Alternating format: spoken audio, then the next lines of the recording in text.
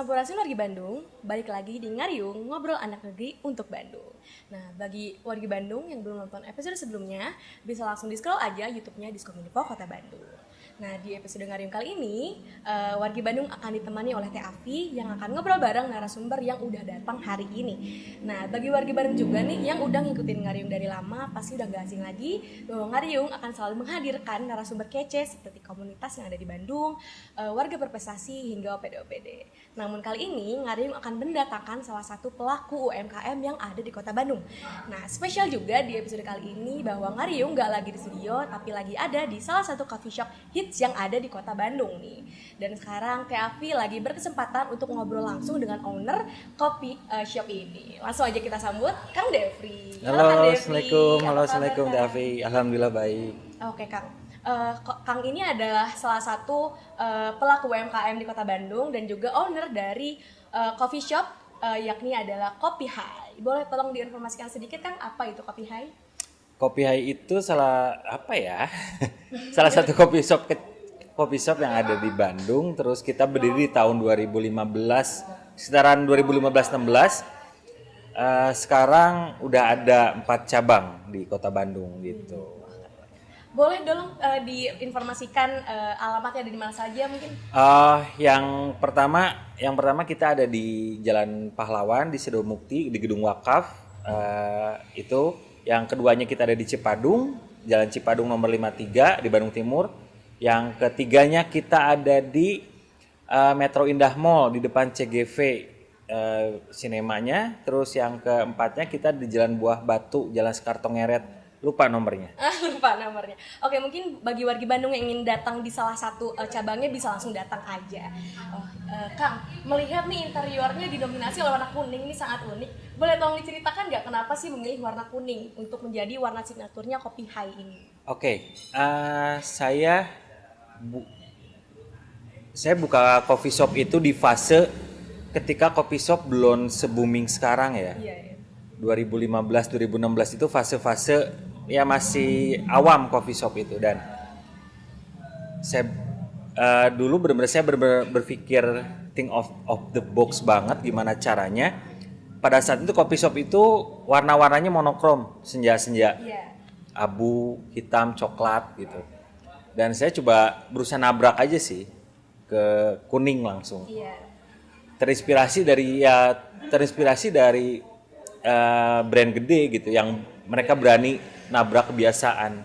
Biar mencolok gitu Mencolok, kan di antara coffee shop yang Iya. lainnya. Oke, ini bagi wargi Bandung juga yang suka foto OOTD warna-warni dan mungkin ingin mencari coffee shop untuk nugas, bisa banget langsung datangi Kopi Hai yang di salah satu cabang yang sudah Kang Devri sebutin tadi. Oke, Kang, dengar-dengar juga nih bahwa Kopi Hai ini ada kaitannya dengan bisnis syariah yang Kang Devri punya nih. Boleh tolong diceritakan? Oke, sebelumnya mundur dulu kali ya. Basicnya itu saya 10 tahun mundur dulu sedikit. Saya 10 tahun bekerja di perusahaan di salah satu TV swasta. Cukup lama tuh, dan di Timpak juga saya pernah. Saya punya keresahan pada saat itu dan keresahannya ya saya pengen bisnis tapi nggak punya modal. Oh, gitu ya, Kang. Nggak punya modal, ngumpulin sedikit-sedikit sampai akhirnya saya berani keluar kerja di tahun 2014-2015 itu saya keluar kerja. Dan pada saat itu saya nggak punya, ya keluarga semuanya pengusaha, keluarga saya semuanya pedagang. Tapi saya nggak punya, saya bukan anak manajemen bisnis, nggak ada basic knowledge tentang ilmu bisnis gitu. Dan yang saya tahu cuman yang saya lihat pada saat itu yang saya pelajari, keluarga saya berbisnis nyontoh sama Rasulullah SAW gitu. Sesederhana itu. Iya, iya. Akhirnya saya buka-buka buku lagi, buka-buka kitab lagi, pelajari lagi. Karena saya pengen bisnisnya berkembang. Iya. Kopi Hai jangan lihat sekarang tapi lihatnya yang dulu. Kopi Hai itu kopi shop kecil dengan bermodalkan 12 juta di pinggir sawah. Saya cuma pengen berkembang gimana caranya nih. Akhirnya pada saat itu saya nggak paham juga tentang franchise, tentang kemitraan apa gitu. Dan akhirnya saya pengen awal mulanya saya pengen berkembang, cuman pengen berkolaborasi tapi tetap masih rules muamalah syar'i gitu pengennya. Nah, terus dari situ akhirnya saya nemuin pola buat bagaimana Kopi Hai bisa berkolaborasi dengan para investor-investornya. Gitu ya. Nah, mungkin jadi inspirasi juga nih bagi warga Bandung yang lagi nonton. Betul banget ya. Semoga jadi inspirasi ya, karena banyak alasan banget zaman sekarang para pengusaha muda, para entrepreneur yang baru terjun di dunia bisnis, modal jadi sebuah alasan gitu. Modal jadi ya semua butuh modal memang. Cuman pasti ada solusinya ketika kita mau mulai serius di dunia bisnis. Betul sekali. Oke Kang, di tengah-tengah bisnis anak muda zaman sekarang nih Kang, kenapa Kang Devri memilih untuk menjadi pembisnis syariah?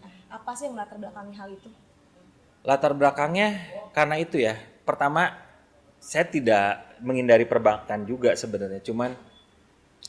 Cuman saya pengen Kopi Hai itu karena misi saya FYI for your information. For your information, gimana nih Kang? Ini kan asal mulanya bukan Kopi Hai namanya ketika pertama kali saya menyiptakan. Asal mulanya percaya atau tidak, makanya I-nya 2, itu asalnya Kopi Haj. H-A-J-J. Karena ya saya benar-benar pengen berkah bisnis, pengen benar-benar ngeraih keberkahan. Gimana caranya? Pada saat itu saya terinspirasi dari salah satu surat di Quran Al-Hajj gitu. Jadi saya kasih nama Kopi Hajj gitu. Dan dulu Kopi Hai di Jalan Cilengkrang di ujung Berung itu, sebelah itu masjid. Jadi karena nggak ada yang beli dulu itu, jadinya yang beres sholat itu pada diajakin ngopi sama saya. Masih pakai peci, masih pakai gamis. Diajak jajan kopi ya? Enggak, saya gratisin. Oh, digratisin, Masya Allah. Karena ya nggak ada yang beli pada saat itu. Edukasi, ya kopi shop masih jarang banget pada saat itu. Dan akhirnya, loh ini yang masuk pada pakai gamis semua, pada pakai peci semua, namanya Kopi Hajj. Waduh, terlalu segmented buat saya.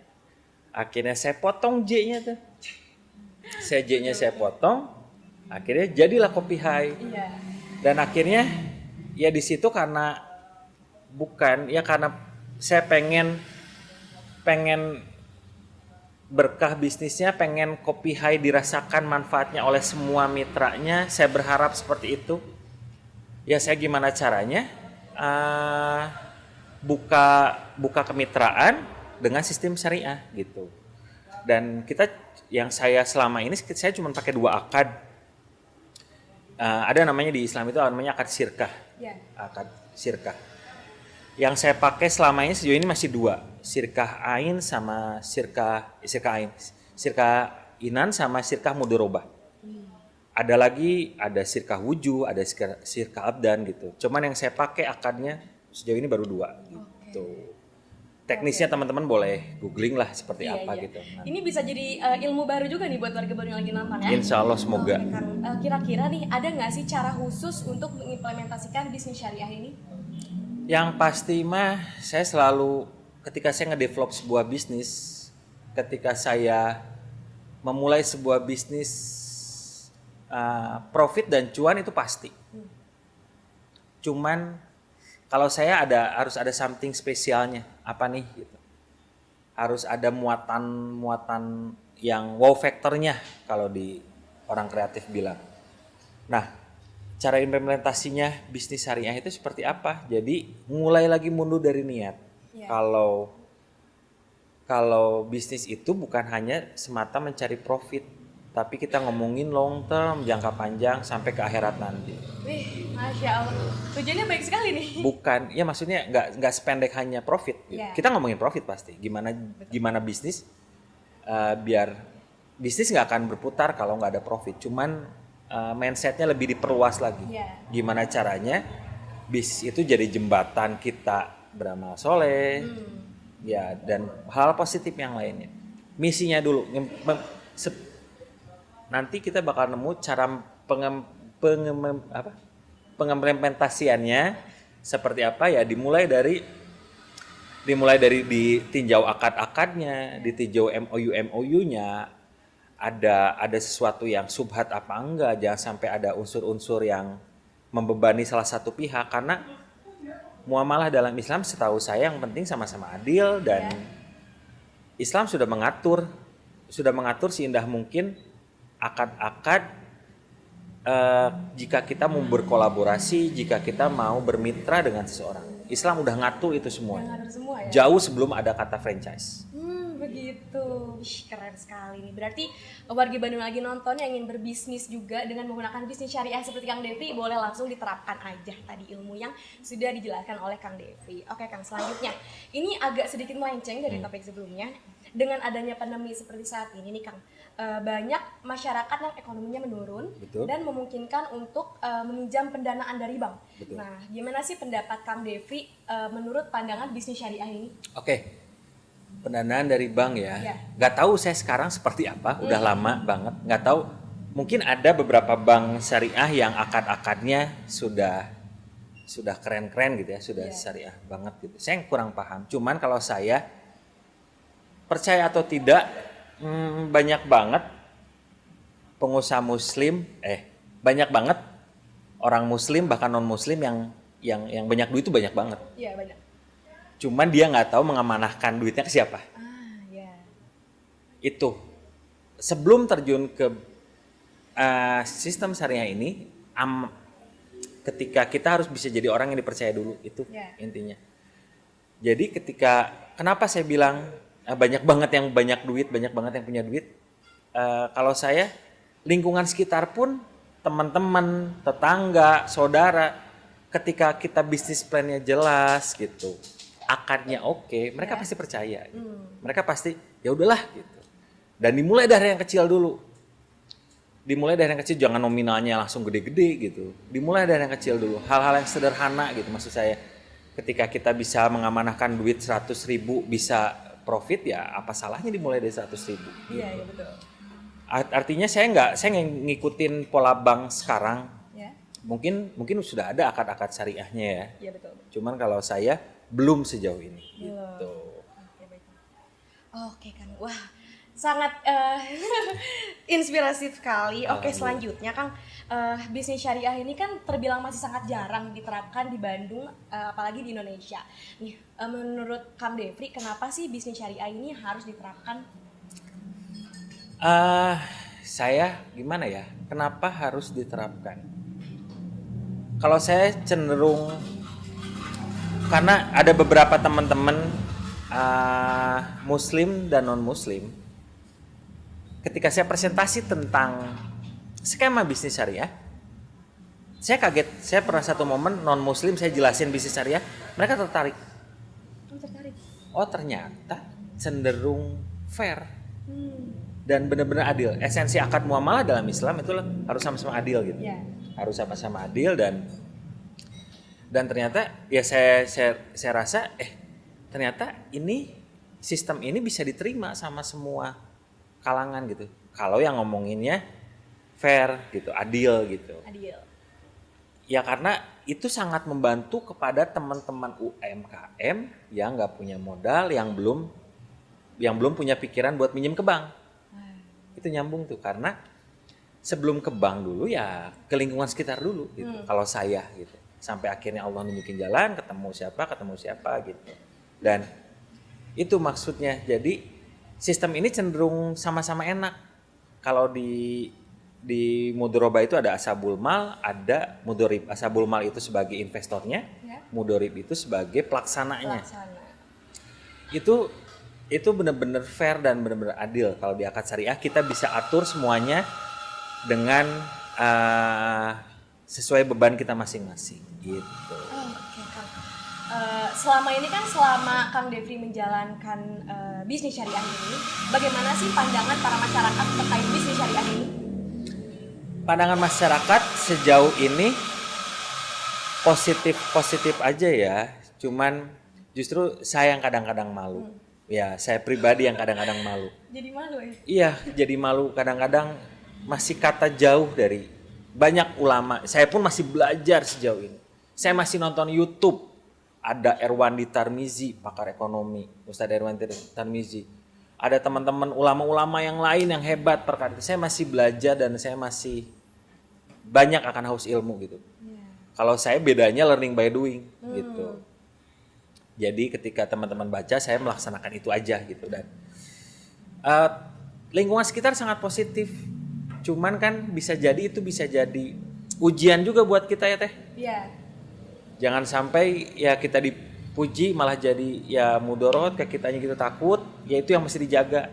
Saya juga takut sih sebenarnya. Cuman bismillah gitu. Semoga ini jadi sedikit dakwah dari saya gitu maksud saya.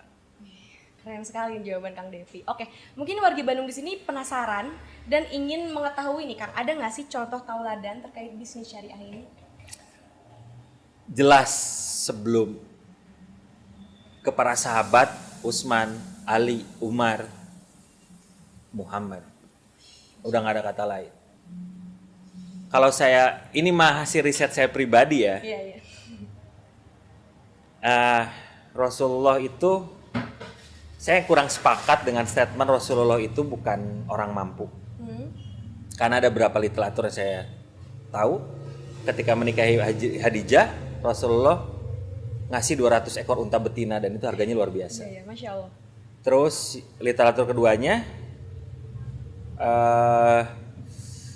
Khadijah orang sultannya Madinah pada saat itu. Bahkan ada riwayat kekayaan orang Mekah kalau disatuin sama dibandingkan dengan kekayaan Khadijah masih tajir Khadijah. Wih, Masya Allah. Pertanyaannya adalah kenapa pola bisnis Rasulullah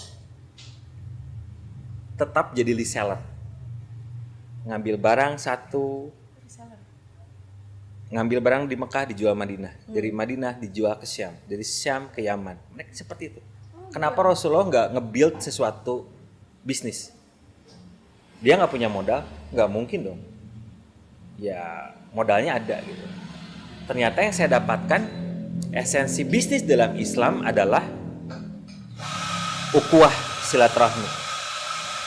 Bukan hanya ya profit pasti dapat, cuman profit kita dapat. Cuman esensi bisnis buat saya itu yaitu ukhuwah ya.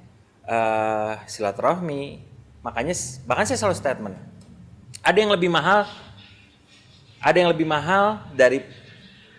lebih berharga dari profit bisnis atau cuan bisnis, yaitu keluarga dan teman.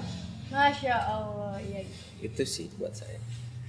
Jadi tauladannya benar-benar kalau lu mau dagang, ya lu lihat Nabi lu gitu. Keren Nabi lu dagang kayak gimana ya begitu. Ketika kita jauh dari contoh Nabi ya dagangnya ya gitu. Maksudnya kita harus kejar gimana caranya betul, gitu. Definisi Nabi adalah teladan kita ya. Betul. Iya, Masya Allah. Oke Kang, selama menjalankan bisnis syariah ini, ada nggak sih Kang suka dukanya? Boleh tolong diceritain nggak? Dukanya ada pasti. Nah, makanya yang saya lakukan itu, bisnis itu pasti naik turun. Ya. Tapi ketika kita pakai bisnis syariah, kita pakai hukumnya Allah, pakai regulasinya Allah. Jadi saya cuman menggantungkan, biarkan Allah yang menjaga bisnis saya. Masya Allah, Mau sekali. jatuh, mau naik, biarkan Allah yang urus. Percayain aja sama Allah ya. Betul, karena kita udah ngikutin regulasinya nih. Ketika kita melenceng pun biarkan Allah yang menjatuhkan kita gitu. Masya Allah. Karena ya kita mah cuma ikhtiar. Iya. Kan? Ikhtiar maksimal. Dukanya itu lebih ke mental sih. Ketika kita salah, ketika kita gagal, something wrong with me and Allah. Sesederhana itu. Karena kalau kita melulu profit nggak akan pernah beres. Berkembang, iya berkembang. Cuman saya takut ada beberapa poin yang nggak bisa dijaga sama diri, sama karyawan. Ketika bisnis maju, berkembang, karyawannya ada kemaksiatan kan sama aja bohong gitu. Buat apa saya? Iya. Gitu. Setuju Kang. Ya banyaklah variabelnya gitu. Sukanya, saya ketemu orang-orang baru. ketika saya bukan campaign sekali ya, ketika saya menjadi praktisi ekonomi syariah, bisnis syariah ini, saya ketemu orang-orang baru yang benar-benar kita sharing. Mereka konvensional, saya syariah, saya sharing. Bahkan yang saya cerita tadi, mau muslim, non muslim, saya suka ngajak ngobrol. Dan jadi sharing ilmu iya, juga ya? betul. Yang pasti mah ya harus belajar gitu, maksud saya. Saya juga masih belajar jauh gitu. Oke, wah jawaban Kang Devri dari tadi sangat informatif dan aduh inspiratif sekali nih bagi Bandung lagi nonton. Oke Kang, terakhir nih, ada nggak sih harapan Kang Devri untuk Kota Bandung dengan berkembangnya bisnis syariah ini? Saya berharapnya di Kota Bandung pertama, percaya atau tidak, beberapa kali saya jadi, ya nggak beberapa kali ya, sekali dua kali saya jadi pembicara gitu. Banyak banget yang pengen mulai bisnis. Anak muda Bandung itu bener-bener, orang Bandung itu udah bener-bener kreatif deh. Cuman mereka belum ketemu orang yang pas. Belum ketemu orang yang tepat. Jadi minjem ke bank gitu. Dan harapan saya ya pemerintah Kota Bandung bisa memfasilitasi pengusaha muda. Mungkin udah ada ya, maaf saya nggak tahu gitu. Kalau memang sudah ada, maaf saya nggak tahu. Cuman di lingkungan saya sendiri pun banyak UMKM yang masih merangkak. Di sekeliling saya pun banyak UMKM anak muda terutama yang mau mulai how to build business gitu. Betul. Mereka bingung cari modal kemana, minjem ke bank takut riba gitu, minjem ke temen gak ada yang percaya. Makanya kalau pemerintah Kota Bandung denger ya semoga teman-teman dari Kota Bandung bisa memfasilitasi ini semua dan kesinambungannya, keberkahannya semua kerasa. Iya, gitu. Oke. Terima kasih Kang, harapannya sangat informatif sekali. Oke, mungkin warga Bandung lagi nonton penasaran dengan Kang Devri dan mungkin ingin tanya-tanya nih ke Kang Devri. Boleh tolong disebutkan sosial media yang Kang Devri punya? Boleh, ada Instagram saya Devri Ahmad @devriahmad. Terus kalau teman-teman yang pengen promosi channel nggak apa-apa ya di sini. Dong. Oh iya. Kita juga ada channel YouTube di Kopi High. Itu ngebahas tentang bisnis dan industri kopi dan insya Allah muamalah syariah juga dibahas di sana. Ada YouTube-nya @coffeehighofficial. Boleh di sana juga. Kalau Instagram pribadi juga itu tadi Devri Ahmad gitu. Bisa langsung di subscribe dan follow juga ya warga Bandung. Soalnya itu ilmu gratis tuh dari Kang Devri. Oke, mungkin cukup sampai di sini aja. Terima kasih Kang Devri sudah menyempatkan waktu untuk hadir. Dan warga Bandung jangan lupa like, comment, dan subscribe YouTube-nya Diskominfo Kota Bandung dan nyalain loncengnya biar nggak kelewatan keseruan di tiap episodenya. Mungkin cukup sampai di sini. Sampai bertemu di episode selanjutnya hanya di Ngariung, ngobrol anak negeri untuk Bandung. Dadah.